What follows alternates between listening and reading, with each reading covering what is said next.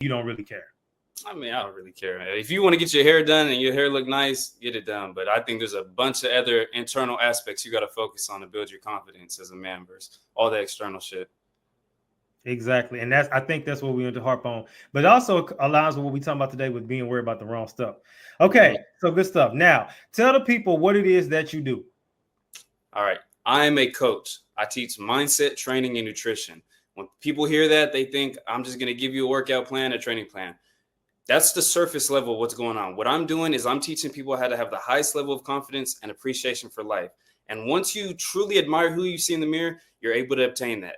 Until then, you're faking, you're going to external substances, external clothes, jewelry, whatever it is to try to build that confidence in yourself. But if you were to lose everything, you got shaved bald, you lost your clothes, your house, your car, and everything, who would you see in the mirror? Who would you be? You would be your daily habits and your mindset, the person that you've created. That's what I work on creating with my people, is the best version of themselves by changing their habits and their mindset, aligning it with their goals and who they want to be. But a lot of people get to adults and they try to carry that on and like, oh, because of my environment, this is where I'm at in life. No. At a certain point, by the time you turn 18, you got to take responsibility for everything you don't know and go learn it, create the person that you want to be. Yes, definitely. So picking back off that, I want to ask you, so what lessons from your upbringing made you realize the importance of your why? Like if you were to lose everything, like I said before, your clothes, your jewelry, your watch, everything that you thought was cool and made you who you are, if you lost all that shit, who would you be? How would you value yourself? You got to value yourself based off what you do every day and what you think, what you're able to provide to yourself in the world.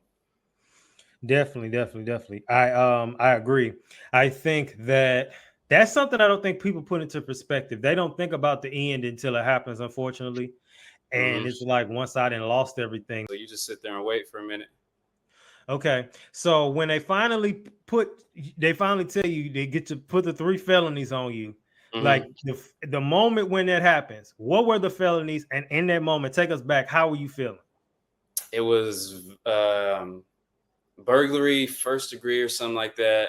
And then it was conspiracy to commit a crime, vandalism, some other shit. But it ended up getting 3 felonies from that. I still really wasn't tripping because I don't think they just like told me straight off the rip. I know I was just like waiting. I'm a minor, so I'm just like waiting for my mom. They didn't really, it wasn't a moment where they're like, you got charged with all this. They're going to tell my mom all that. I'm just waiting to see if I can call her, if I'm going to get picked up, what's happening. Really, I got even blessed with that scenario because I didn't even get locked up for that. I just got taken to the police station. They let me get picked up by my mom. I ended up getting locked up 3 months later once I got my next 3 felonies. But so I was sitting there just really waiting on my mom. I was like stressed out off that. And I hadn't even talked to her. Like they were on the phone with her or whatever. They're like, all right, your mom's going to come get you in a couple hours. So even after all of that, you still go back. Bro, it was some crazy shit. Some people really got to learn hard lessons. And man, I'm telling you, I'm so damn off those 3 felonies on the paperwork. It shows, I've got it on my Instagram. It shows for each charge that you get the max confinement. Obviously you're likely not going to get the max confinement, but for the first 3 felonies, it was 13 and a half years. Like the burglary is 6 years max.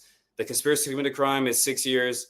Vandalism was a year. And then some other misdemeanor was 6 months. So off that alone, the max was 13 and a half. Not realistic, but what could have been realistic is 4 years, 3 years, 5. You know what I mean? It could have been anywhere in between that because you just broke into someone's house. If I would have read that shit, I'd be like, yeah, his ass need to sit down and do some time. Like this shit is crazy. But I got blessed. I really did. I was a person, a product of suicidal ideation for many years. Not anymore. What year is this? Well, I'm old. I'm 30. I haven't entertained that thought since I was around probably 22, maybe 23. And I've had one of my close friends commit suicide.